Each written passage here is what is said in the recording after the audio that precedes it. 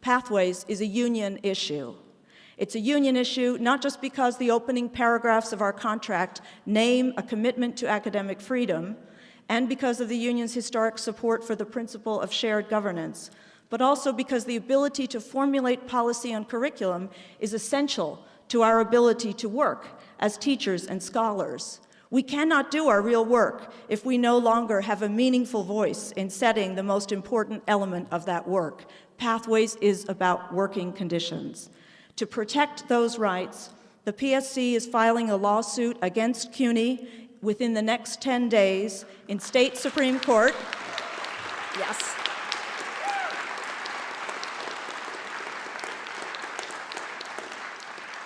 It's a lawsuit to stop Pathways. We're filing now because it is the strategic moment in the implementation process in which to do so. The lawsuit challenges the Pathways resolution as a violation of a settlement reached in 1997 between the PSC and the University Faculty Senate on the one hand and CUNY on the other, and more fundamentally as a violation of academic freedom and shared governance in this university. As representative of the PSC, I am joined as a plaintiff in the suit by the leaders of the University Faculty Senate, Sandy Cooper and Terry Martell, whom you'll hear from later tonight. The union's legal team, we've invested considerably in the lawsuit, and it's a good investment of our shared resources. The union's legal team includes our staff attorney, Peter Zweiback, who's here tonight, and two law firms, Meyer, Swazi, English & Klein, represented tonight by Hannon Kolko, a major labor law firm, and Emery Celli Brinkerhoff, a leading civil rights firm. This is a profound violation, and the lawsuit will speak to that. In addition, I'm pleased to be able to announce tonight that the union will support a second lawsuit. This one, to be filed at a future date, will be brought by students whose educational prospects will be damaged by Pathways.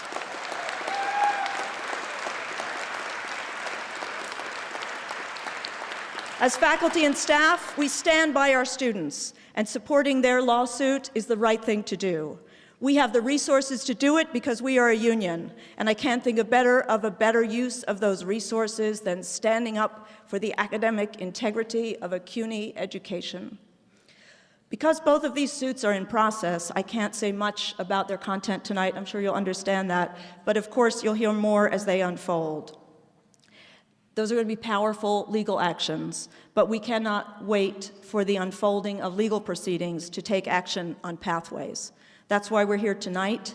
That's why we presented the petition, and that's why we need to speak to each other and see our strength. So before I go on, I just want to ask you to look around the room and see the strength of our being here together and recognize that we are not alone in our departments struggling to squeeze our courses into this dreadful Pathways framework. We needn't labor on thinking that this is inevitable and therefore we cannot change it. We're here tonight to listen to each other and to talk about changing it.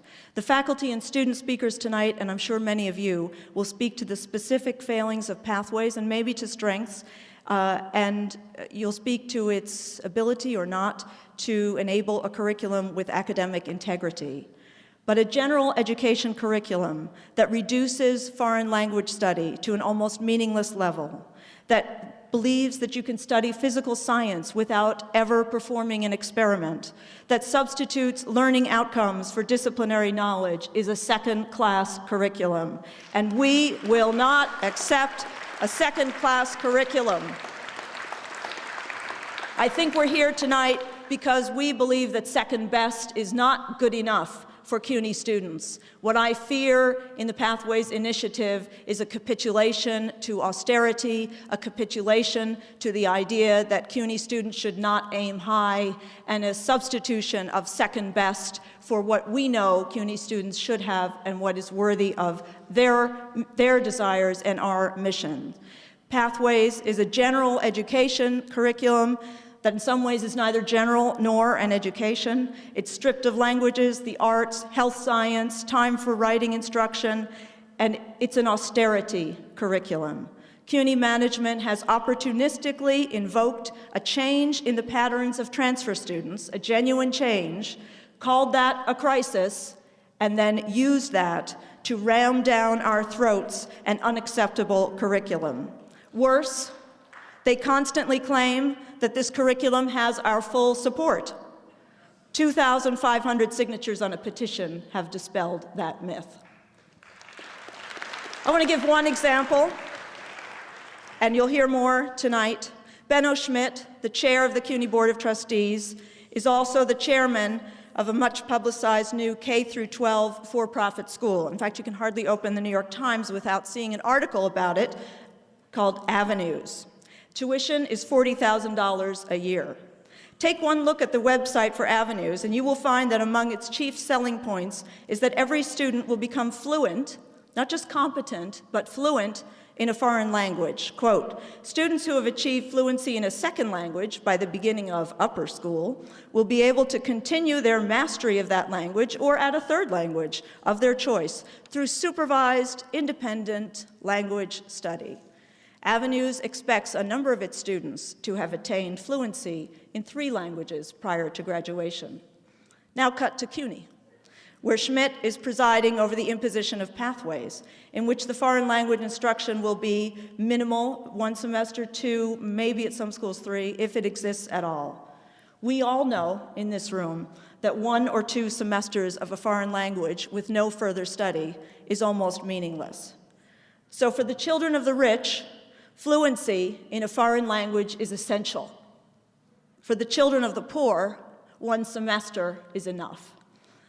I don't think we need any more powerful example than that about the politics that lie behind the Pathways curriculum.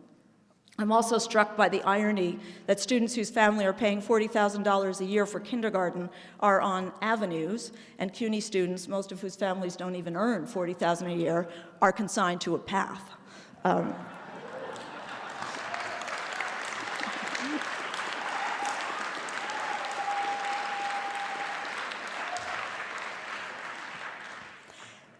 Pathways fundamentally, and I would say tragically and deliberately, underestimates our students. The sloppy report from which it originates, a study of the so-called excess credits, credits beyond the 120 for graduation, pathologizes our students and fails to consider that some of the additional credits students might take originate in genuine intellectual curiosity and desire to study more. Pathways has generated increasingly student critique.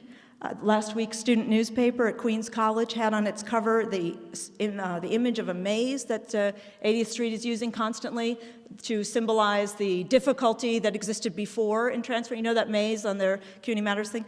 And that maze is on the front of the student newspaper and with a headline that says, "Pathways to Ignorance." So I think students, and we'll hear from students tonight some more. Pathways, I think the reason that we must respond, that we're right in responding, is that the breach of faculty governance and of shared governance, faculty responsibility for curriculum, has led to not a general education curriculum, but training for an austerity regime, has led to a rationed education where only the few get a serious education and the many get an education that prepares them for low-wage jobs. I saw a student at a protest this week in Albany from SUNY with a sign that said, "Affordable education, real education." Our students know what they deserve and what they want. One professor at Bronx Community College compared Pathways to the leaky roofs and broken floor tiles at that college.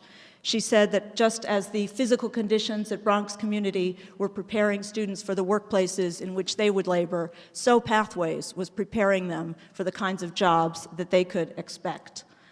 Pathways leads to, with its learning outcomes, can lead to standardized courses across the curriculum, standardized testing, standardized curricula, and you have only to take a look at what's happening right now in K-12 education to see what the outcome of that can be.